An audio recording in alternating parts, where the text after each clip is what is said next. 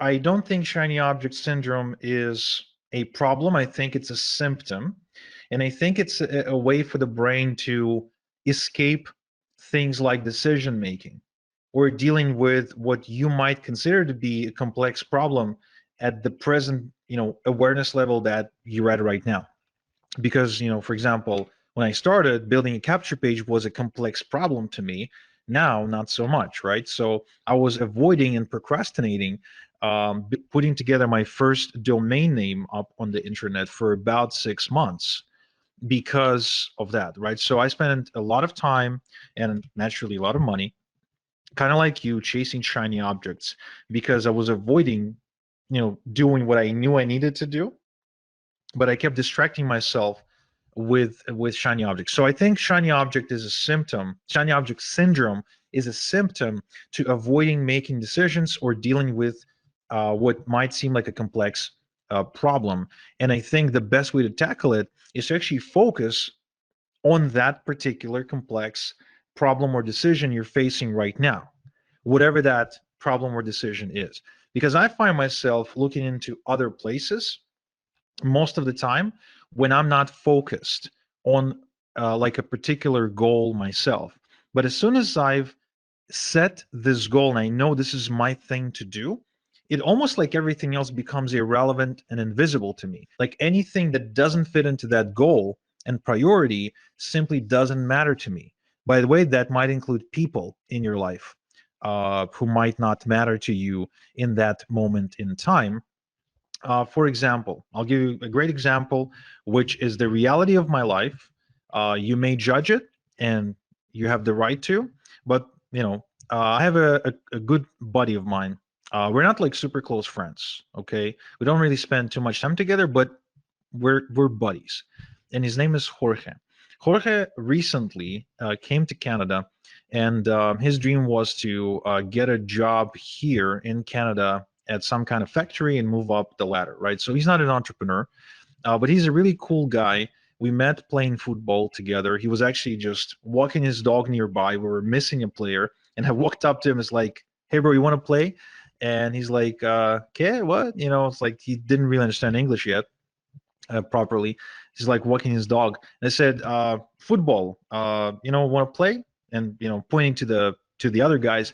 And he's like, "Oh yeah, yeah. See, let me just go take my dog back to the house, and I'll be back." So he came back and he played wearing jeans, which is brutal. It's the most horrible pair of pants you can wear playing a game like this, where you use your feet a lot. But it was great. Like since then, we've been buddies. I've been to his house. He's been to mine. My kids know him. I know his family. So all great. But earlier this year, I zeroed in on e-farming and I really put all my attention. I really put my attention into getting the e-farming webinar in front of other lists and really, really, really, really focused on that. Now, guess what happens? When I identified that to be the primary goal, I basically did not respond to any of Jorge's messages for like 3 months, to a point where Jorge was like, "Hey, bro, what's up? Like, did I do anything wrong? Like, why are you ignoring me? Why are you being a dick, et cetera, et cetera, et cetera?" And it's a dick move on my part. I admit that's not how a good friend communicates.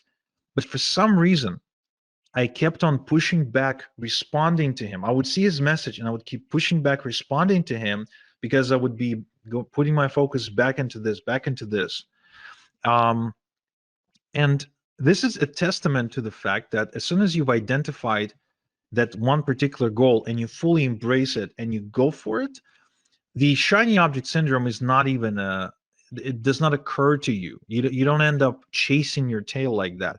Usually you only go into the shiny object syndrome mode when you're bored or when you're avoiding making that decision. So based on that, based on this understanding, there are two things you need to do.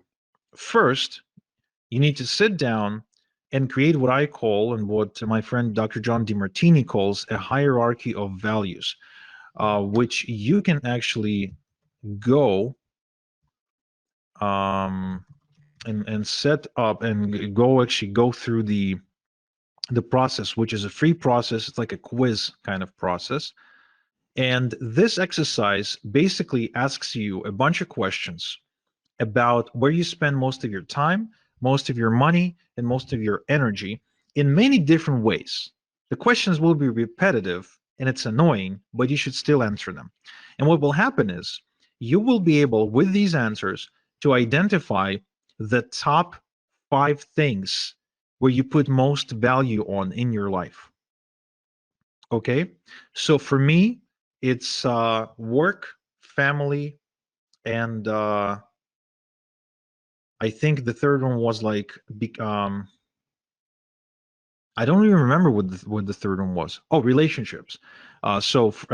Relationships that are not like romantic relationships, right? These are the 3 top things that are in my hierarchy of values, which actually tells you just that Jorge, I guess, I don't value him enough to put him into that third bucket. I'm just realizing right now. Otherwise, I wouldn't be ignoring him. But my point being is this: once you've identified your hierarchy of values, what will happen is you will zero in on what's important for you. Okay. Now, once you identify what's your top thing, if you're really determined to make your business work, you need to find a way to connect it to the top thing.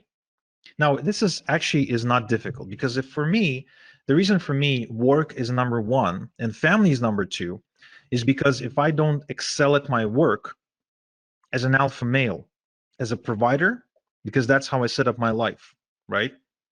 I'm the provider and I'm like the leader of my household. So if I fail at my work, my other values go kaboom. They just shatter. So this is the primary value where I have to make it work because it makes everything else work. So for you, I don't know what your values might be, but as soon as you find out your top 3 values, you should find a way to connect how e-farming or building your list ties into those values.